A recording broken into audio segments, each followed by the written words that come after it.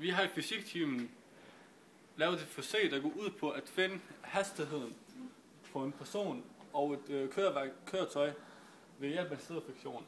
Som I kan se på tavlen her, så har vi udarbejdet 2 forskellige målinger. Vi har de forskellige distancer herovre. 2,5 og så videre nedad. Og så har vi her har vi så Kelvin, der har løbet.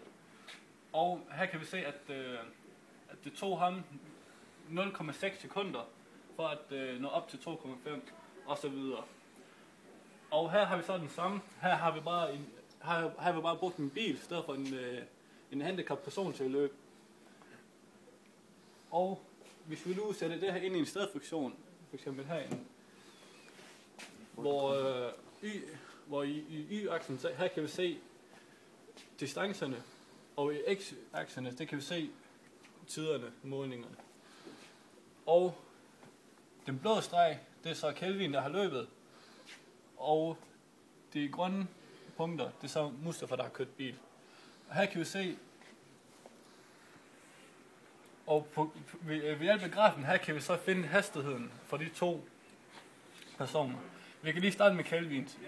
Vi kan se, hvis vi laver en tangent her, så kan vi finde hældningen ved de 2 punkter. Og det har vi så gjort heroppe. Vi bruger den her formel. Hældningen lige med delta y divideret med delta x, det vil sige 10 minus 5 divideret med 1,8 minus 0,9 og så videre. Så fik vi et resultat dertil.